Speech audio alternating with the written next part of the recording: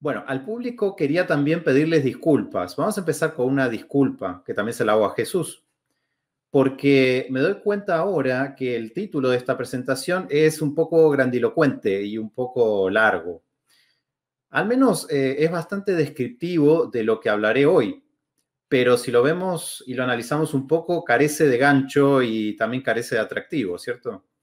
La verdad que me acabo de dar cuenta en estos días que estaba preparando el PowerPoint, les pido perdón. Pero bueno, vamos a desarmarlo un poco, ya que este es el título que nos tocó. ¿Qué piensan y hacen? Nos estamos preguntando por las concepciones, por las creencias, por las representaciones, por las ideas que tienen los estudiantes.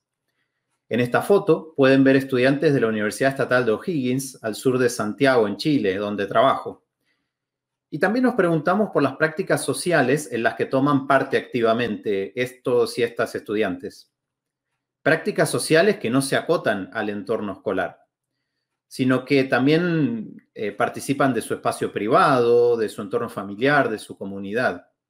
Esta pregunta es importante porque, al contrario de lo que podemos suponer, los estudiantes no abandonan lo que hacen, no abandonan lo que piensan, ni abandonan lo que son al poner un pie en la universidad. La alfabetización académica, en su versión más tradicional, supone que el estudiante es una especie de tabula rasa, a la que imprimimos las formas de pensar y comunicar de cierta disciplina. Venga para acá Alejandra, venga para acá Francisco, que ahora va a hablar, que ahora va a pensar como pensamos acá en arquitectura o filosofía o letras. Pero no funciona así. Los estudiantes son agentes activos que se resisten, que proponen, que negocian, y lo que piensan intermedia lo que hacen. Por ejemplo, sus expectativas sobre lo que es escribir, sobre lo que es estudiar y sobre lo que es evaluar aprendizajes van a determinar en cierta medida sus formas de proceder al escribir, sus formas de proceder al estudiar y sus formas de proceder al sentarse en una evaluación. ¿Qué es comparar para un estudiante y qué es comparar para un docente universitario que solicita su tarea? Las creencias y expectativas sobre la tarea comparar van a determinar efectivamente cómo se compara. Durante esta charla les voy a compartir distintos textos en los que he abordado estos temas y estos problemas, por si les interesara ahondar en distintos ejes que por cuestiones de tiempo no puedo abordar en detalle aquí. Además de que, digámoslo, podría matarlos de aburrimiento, como con el título, y no es mi intención. Pueden escanear con su celular el código QR que verán en pantalla a partir de ahora. En general, los celulares traen el lector de QR y si no lo tienen, se lo bajan en 2 segundos de la tienda de aplicaciones. Así que, si les interesa, lo pueden bajar ahora. Creo que la pandemia nos enseñó a todos a usar un poco más el lector de código QR, que en realidad está entre nosotros hace bastantes años. En el código QR de la izquierda pueden descargar un artículo basado en el seguimiento a 30 estudiantes no tradicionales, que en realidad hoy esos estudiantes no tradicionales son los estudiantes más frecuentes en las universidades latinoamericanas y los no tradicionales somos más bien nosotros, sus profes. Ese es un artículo donde exploramos las prácticas, las oportunidades de mostrar la agencia y voz que viven los estudiantes. En el código de la derecha, en cambio, pueden descargar un artículo de enfoque cuantitativo y con una muestra realmente grande, casi 10.000 estudiantes, a los que les preguntamos, por ejemplo, qué es comparar, lo que decíamos antes. Y descubrimos que 1 de cada 3 ingresantes está bastante perdido sobre qué es comparar, adelantando las conclusiones de hoy, en relación a lo que piensan y esperan estudiantes avanzados, graduados y profesores. Si no tienen lector QR, de código QR, siempre está la opción, por supuesto, de googlear los títulos. También van a llegar sin problema a esos trabajos. Pero volvamos a nuestro título demasiado largo y demasiado enrollado. Nos preguntábamos por las concepciones y por las prácticas. Pero no son concepciones y prácticas de cualquier tipo, sino concepciones y prácticas vinculadas con la lectura y la escritura. En esta foto también vemos estudiantes tomando apuntes en un aula de la Universidad de O'Higgins. No sé si es necesario que justifiquemos nuestro interés por la lectura y la escritura.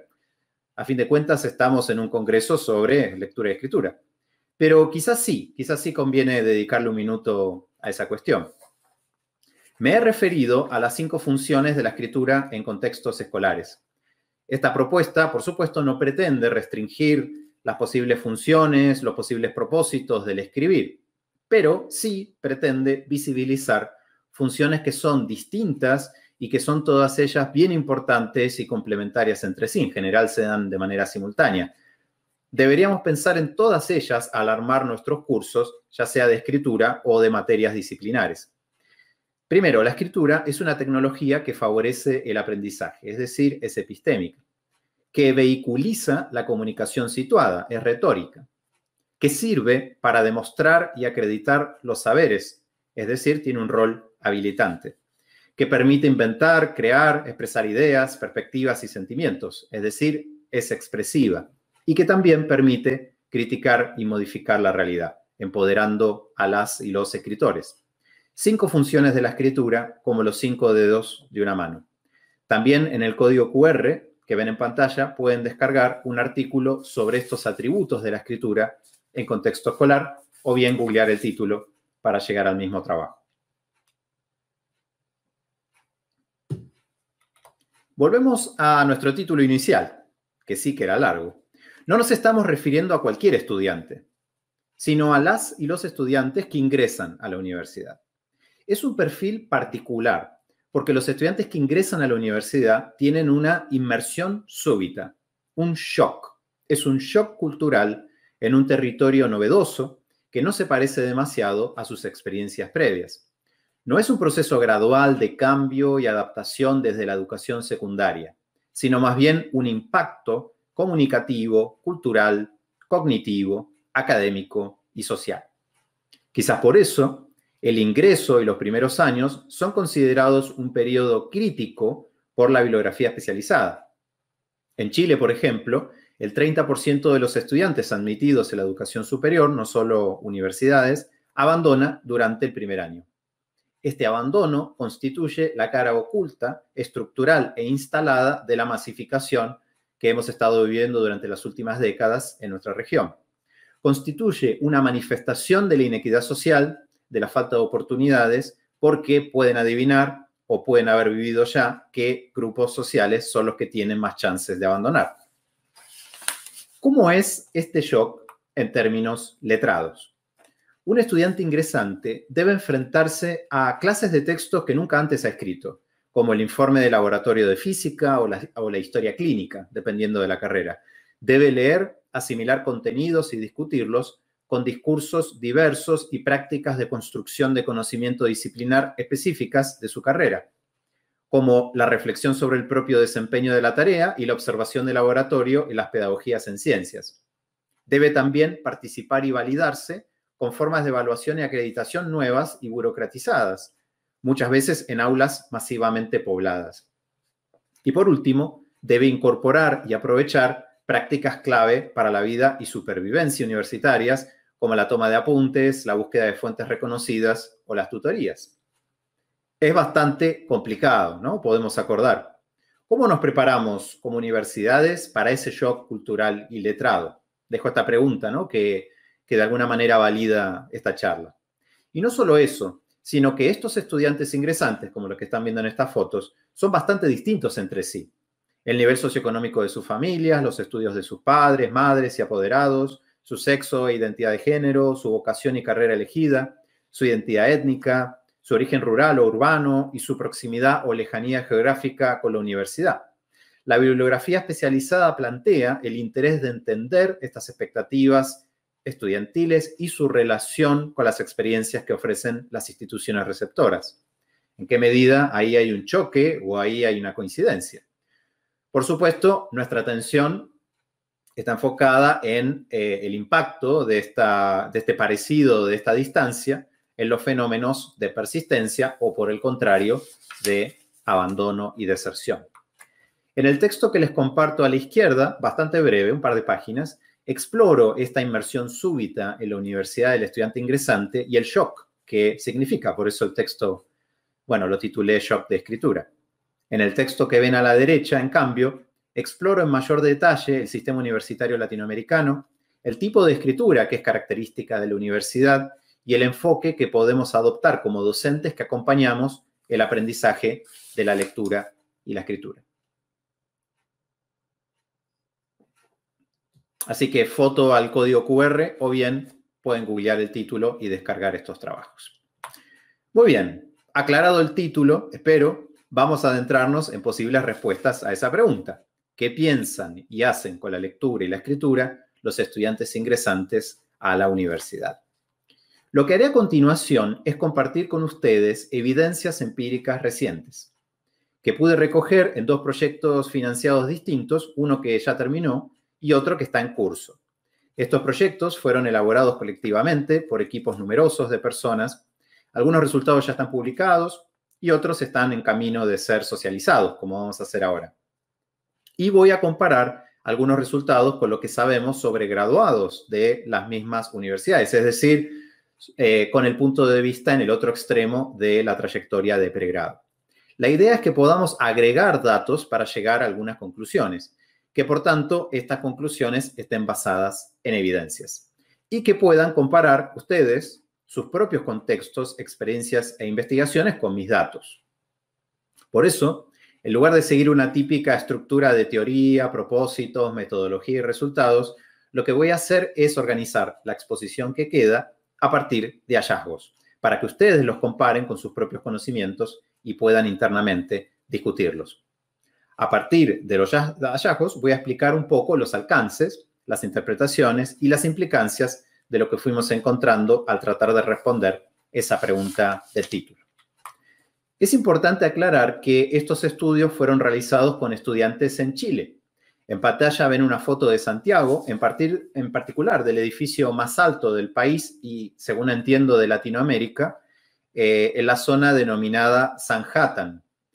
Bueno, es un poco aspiracional, la verdad, ¿no? Santiago, Manhattan, Sanhattan, siempre me pareció un poco raro. Así que, si me permiten, voy a poner otra foto más a tono con los tiempos que corren hoy en Chile y con la garra y la potencia de su gente, y también más a tono con los tiempos que corren en Colombia y con los tiempos que corren en Latinoamérica en general. Ahora sí, lo que pueden ver en pantalla es la marcha del millón, o mejor dicho, del 1.200.000 personas en 2019 en Santiago, en esa Sanhattan también, reclamando mayor equidad, y que derivó en la posibilidad de una nueva constitución que pronto será escrita. Les decía que el estudio se realizó en Chile, en concreto en dos universidades distintas. Ambas son estatales, pero una es tradicional, centenaria, mientras que la otra es más reciente. Una es regional, otra es metropolitana.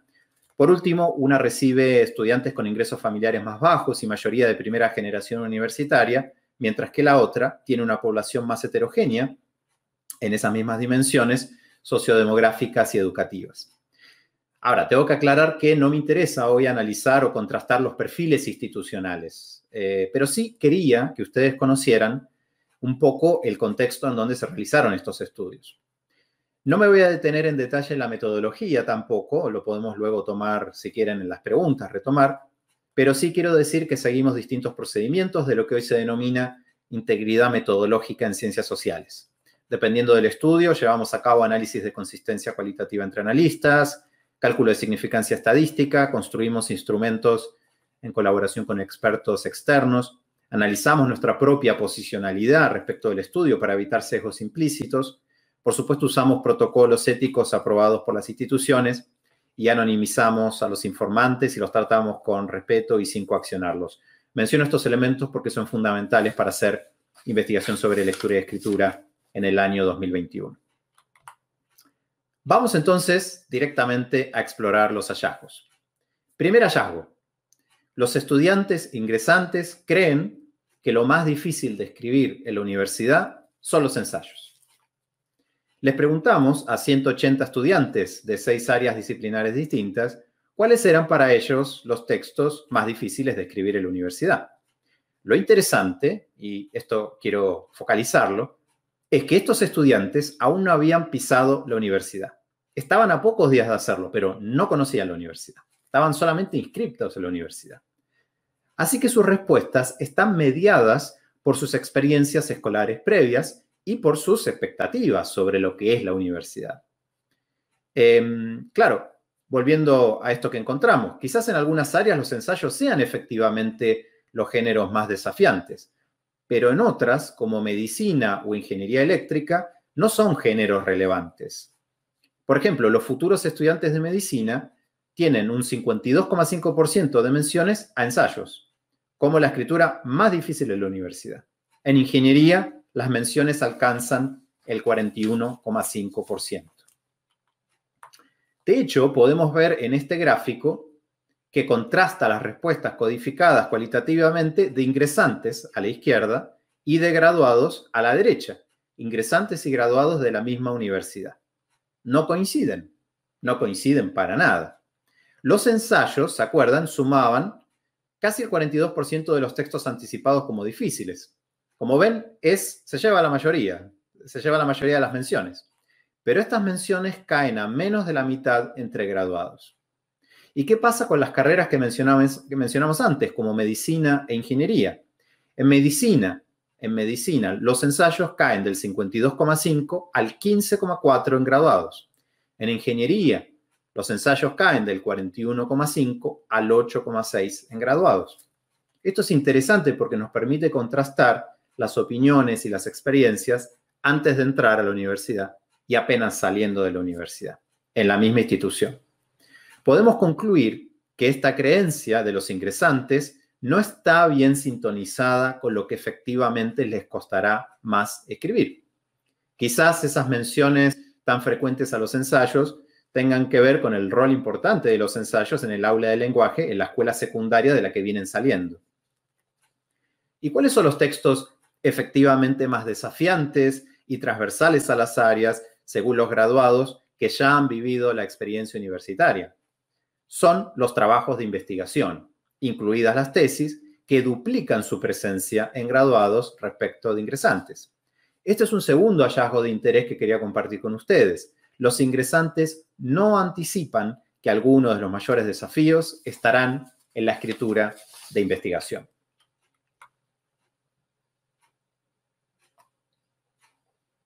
Bueno, además de codificar los géneros discursivos mencionados, nos detuvimos a analizar y cuantificar qué aspectos de la escritura anticipan los ingresantes como más difíciles. La pregunta abierta que codificamos es ¿por qué es difícil escribir eso que decís o dices que es difícil escribir? Así que se trata de una codificación interpretativa y para hacerlo usamos 5 categorías. Primero, aspectos discursivos, como claridad, organización, estructura, punto de vista, exactitud, persuasión, expresividad, opinión. Cada vez que aparecían esos elementos, los codificamos como elementos discursivos. En segundo lugar, aspectos léxico-gramaticales y normativos, como normas de cita, normas Zappa, vocabulario técnico, concordancia, puntuación. Cada vez que aparecía eso, lo codificábamos como léxico gramatical o normativo. Tercero, aspectos procedimentales, aspectos que tienen que ver con el hacer al escribir. Por ejemplo, la planificación, las competencias previas, el acompañamiento docente, la concentración, la perseverancia, la investigación, la búsqueda de datos. En cuarto lugar, aspectos temáticos respecto del conocimiento sobre el contenido técnico sobre el que se escribe y también una quinta categoría que siempre está de aspectos no anticipados. Lo que encontramos es lo que ven en pantalla. Los estudiantes ingresantes creen que lo más difícil de escribir son aspectos discursivos y procedimentales. Esto es muy, pero muy interesante, porque sabemos que lo discursivo y lo retórico, junto con las acciones que hay que hacer para escribir, son efectivamente aspectos de alta demanda cognitiva centrales a la escritura en educación superior. Si lo exploramos por áreas, como ven en este gráfico, ciencias de la salud, ingenierías, artes, pedagogías en ciencias, humanidades, ciencias sociales y el total, los futuros médicos, ingenieras, profes y filósofos ponen el foco sobre todo en aspectos discursivos. Los futuros licenciados en artes y sociólogas enfatizan lo procedimental. Veamos algunos ejemplos para no quedarnos solo con las frecuencias de aparición de los códigos. La estructura que presentan los vuelve textos complejos, dice un estudiante de medicina. Dar una serie de argumentos sólidos para respaldar una opinión, dice un estudiante también de medicina. el punto de vista en que se debe basar dicho texto tiene que tener una relación casi absoluta con lo que quiere el docente, dice un estudiante inscrito a ingenierías. Que exija citas para sostener una idea que podría ser totalmente válida, dice alguien de artes. Uno debe armarse una opinión bien fundamentada, dice una futura socióloga. Necesitas reunir toda la información obtenida, dice una persona de ingenierías. Entonces vemos preocupación por la estructura de textos complejos, la construcción de líneas argumentales sólidas, las presiones de las expectativas docentes, el uso de fuentes para sostener la posición propia, la reflexión y construcción de una posición y la gestión de grandes cantidades de información. La verdad es que son reflexiones muy interesantes, son reflexiones con mucho potencial para trabajo en aula. ¿En qué medida, deberíamos preguntarnos, nosotros como profes aprovechamos estas reflexiones sobre el oficio de escribir en contextos escolares? Ojo, aclaro, repito, estos datos están levantados de una universidad muy selectiva. Las expectativas en otros tipos de universidades pueden ser distintas, pero les aseguro que en esta universidad, como en la mayoría, muchos profes se quejan de lo mal que leen y de lo mal que escriben los estudiantes que ingresan. Bueno, ¿y qué expectativas sobre aprendizaje y enseñanza tienen los ingresantes? Esto es importante porque en el aula trabajamos con esas concepciones sobre enseñanza y aprendizaje que tienen los estudiantes y que también tenemos nosotros. Y estas concepciones, muchas veces implícitas, median lo que podemos hacer, como decíamos al principio de la charla. Tanto lo que podemos hacer como lo que estamos dispuestos a hacer. Les preguntamos entonces a 180 estudiantes cómo se enseña y se aprende a escribir en la universidad. Lo que encontramos es que los estudiantes ingresantes creen que la escritura se aprende mediante práctica, mediante enseñanza explícita y mediante feedback de docentes y pares. También mencionan otras estrategias complementarias como la de construcción de textos, el modelamiento, el andamiaje y el trabajo por pares o grupos en aulas acogedoras para ese tipo de trabajo. Y se refieren además a la importancia de los factores motivacionales. ¡Wow! Esto es muy interesante, porque nosotros también creemos que la escritura se aprende de esta forma, ¿cierto? Entonces, la pregunta es, ¿aprovechamos estas expectativas de los ingresantes? Bueno, no mucho. Les hicimos la misma pregunta a graduados de la misma universidad. ¿Cómo se aprende la lectura y la escritura? Y las respuestas son realmente tristísimas. Tuvimos que inventar categorías nuevas para codificar las respuestas, como no se enseña o evaluación negativa. Así que hay un hallazgo que es la contracara del anterior. Los estudiantes graduados reportan experiencias negativas, solitarias y por ensayo y error de aprendizaje de la escritura. Quiero compartir un testimonio como ilustración, como ejemplo de este hallazgo.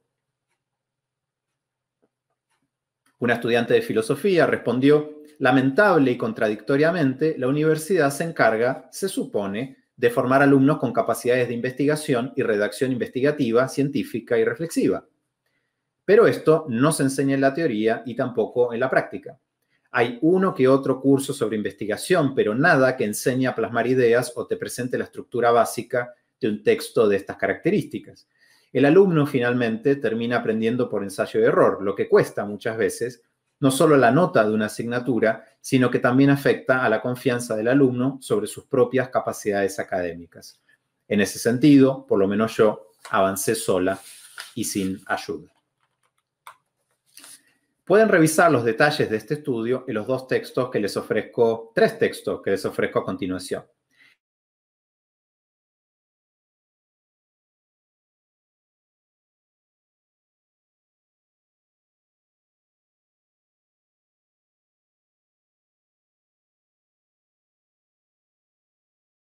Nos dejaron incluir los nombres de todas las personas que participaron, algo inusual.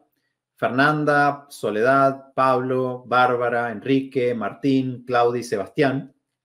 Me consta que la editora sigue un poco consternada con este asunto de tantos nombres, pero me alegra poder dejar evidencias publicadas de todas las personas que con roles diversos, todos ellos legítimos y esenciales, colaboraron con ese estudio.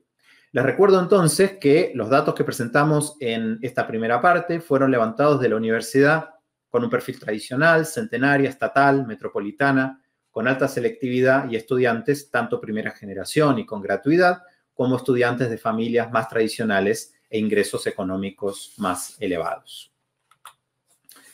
Pasamos ahora al segundo estudio, segundo y último. Este estudio es más reciente, del año pasado, y tiene lugar en la Universidad Regional Estatal con selectividad de ingreso intermedia. Los estudiantes de esta universidad son en su mayor parte primera generación universitaria, tienen gratuidad para realizar sus estudios y sus familias tienen ingresos económicos más reducidos. Muestro esta foto de las famosas protestas estudiantiles de 2011 en Chile, porque la universidad de la que hablo surge de estos reclamos. Unos reclamos por más universidades públicas, sin fines de lucro y con gratuidad provista por el Estado. En este caso, el estudio es principalmente cuantitativo. Las preguntas ofrecían opciones cerradas, a diferencia del estudio anterior. Y levantamos tanto prácticas de lectura y de escritura declaradas como concepciones implícitas de escritura que se reconstruyen mediante un cuestionario con escala Likert. En un rato voy a hablar más de eso. Las fases cualitativas de este mismo estudio están ahora mismo en curso mediante entrevistas. A diferencia de los estudios anteriores, no nos quedamos con las disciplinas para hacer los contrastes. De hecho, solo investigamos un ámbito, las pedagogías. Todos los estudiantes ingresantes de los que hablaremos hoy son futuros profes de matemáticas, de lenguaje, de inglés, de educación básica, de educación especial, de educación parvularia. En lugar de las disciplinas, nos metimos con otras variables sociodemográficas clásicas. Nos interesó ver sexo, nivel socioeconómico de las familias, desempeño escolar en años previos y desempeño en pruebas estandarizadas de lectura y de matemáticas. A partir de este estudio, comparto con ustedes el siguiente hallazgo. Los estudiantes que afirman dedicar más tiempo a la lectura son también los que escriben una variedad más amplia de textos. Estamos hablando de estudiantes que todavía no pusieron un pie en la universidad, están anotados y están a punto de hacer ese ingreso. En la foto vemos, de hecho, estudiantes de esta universidad leyendo un cómic que me parece que es The Walking Dead. Les pedimos a los estudiantes que dijeran cuánto tiempo le dedicaban a la semana a la lectura de distintos textos y armamos un indicador por estudiante. Y luego les preguntamos qué textos escribían fuera de la escuela y también armamos un indicador. Esos dos indicadores se relacionan, ese es el hallazgo. Estamos en este caso relacionando prácticas declaradas y el hallazgo no es totalmente novedoso. Lectura y escritura, dentro y fuera de entornos escolares, van de la mano. No es un hallazgo novedoso, pero es un hallazgo que vale la pena no olvidar. También hallamos que los estudiantes que leen más tiempo y escriben textos más diversos son los que tienen concepciones más informadas de la escritura. Esto es esperable, por supuesto, pero de todas formas refuerza la importancia de participar en prácticas letradas para entender mejor qué implica escribir en sociedad. Voy a detenerme un minuto en qué significa tener concepciones más informadas sobre escritura. Por si no están familiarizados con este cuestionario, que es bastante famoso, elaborado por Ruth Villalón, quien es parte de mi equipo, una de las asesoras externas internacionales, los estudiantes deben expresar grados de acuerdo con afirmaciones que conciben la escritura como algo repetitivo y reproductivo o como algo epistémico que se ajusta según audiencias, contextos y propósitos y que transforma lo que pensamos y lo que sabemos. Por ejemplo, lo ven en pantalla, la afirmación para saber si un texto está bien escrito siempre hay que tener en cuenta los mismos criterios es una afirmación reproductiva. En contraste, la afirmación escribir me ayuda a entender mejor lo que estoy pensando es una afirmación epistémica. Entonces, los estudiantes que dicen leer y escribir más son también aquellos con mayor acuerdo con afirmaciones epistémicas. También ahondamos un poco en los contrastes entre hombres y mujeres. Lo primero que vimos es que ambos grupos reportan prácticas de lectura similares en cantidad de horas a la semana y diversidad de textos. Entonces, hombres y mujeres afirman leer y escribir más o menos en una misma cantidad. Sin embargo, al comparar las concepciones implícitas, no declaradas, sino implícitas, reconstruidas sobre la escritura de hombres y mujeres, verificamos que son las mujeres las que tienen concepciones más informadas sobre cómo se escribe. Por otro lado, vimos que las prácticas declaradas de lectura y escritura no están directamente relacionadas ni con los ingresos familiares, ingresos económicos, ni con los desempeños escolares en la escuela secundaria. Es decir, al contrario de lo que podría esperarse, los estudiantes que tienen menos ingresos familiares o aquellos a los que les fue peor en la escuela no son necesariamente los que leen y escriben menos. Les cuento que ahora mismo estamos ahondando en estos datos, que son realmente sorprendentes, de forma cualitativa a partir de entrevistas, y se están confirmando estos primeros indicios. A los estudiantes que les va peor y los estudiantes de familias con menos recursos son grandes lectores y son grandes escritores. El contraste con los estudiantes con mayores ingresos y con familias con mayores recursos no parece estar ahí. No parece estar en sus prácticas de lectura y escritura. La diferencia parece estar en cuánto leen y escriben sus entornos. Los estudiantes que tienen menores desempeños, peores desempeños, reportan que se lee poco en la familia, que no hay libros en casa, aunque ellos sí lean y escriban bastante. Esta investigación aún está en curso, pero lo que parece emerger es que se trata de un problema de equidad, de un problema de punto de partida, de un problema de entorno, no de cuánto el estudiante en particular lee y escribe. Otro hallazgo en estudiantes ingresantes que nos pareció muy interesante es que los estudiantes que leen más ficción tienden a obtener mejores resultados en pruebas de lectura estandarizadas. Recuerden que estamos trabajando con lo que los estudiantes reportan leer, ¿cierto? Pero en todo caso es un resultado que nos sorprende, es un resultado que intuitivamente podríamos esperar y que muestra la importancia de la lectura por placer y del rol de la literatura en la formación de lectores competentes, al menos en el tipo de competencias que pueden medirse mediante pruebas estandarizadas. Los datos que acabo de compartir con ustedes son aún inéditos, aunque hay un artículo en camino. Por lo pronto, les muestro la página web del proyecto financiado en donde se enmarcan, la página web escriturayaprendizaje.cl. Pueden visitarla, pueden descargar el link con el código QR y ahí pueden buscar estos artículos, videos, audios y todo tipo de materiales, también materiales divulgativos.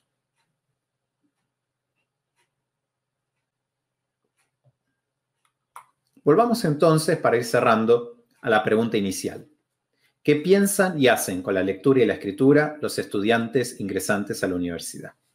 Hagamos otra vez el disclaimer o salvedad de que estamos trabajando con ciertos grupos de estudiantes, pero como vieron, son estudios bastante grandes, sistemáticos, sostenidos en el tiempo y con grupos diversos. No voy a repetir los detalles ahora en la respuesta a esta pregunta, sino compartir algunas directrices generales a modo de cierre. Lo que sigue es lo que me gustaría que recordaran o que discutieran de esta charla. Primero, los ingresantes leen y escriben bastante más de lo que imaginamos o bastante más de lo que nos cuentan en el aula. Segundo, sus prácticas de lectura y escritura van de la mano. Tercero, la lectura de textos no académicos los ayuda a leer dentro del aula.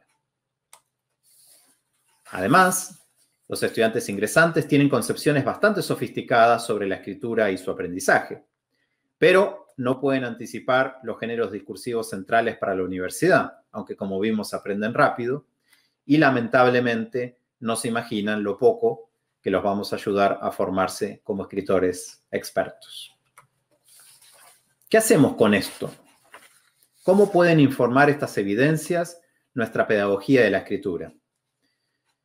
Yo diría que, primero, tenemos que enseñar más escritura y una escritura más diversificada en géneros discursivos, en clases de textos, en la escuela.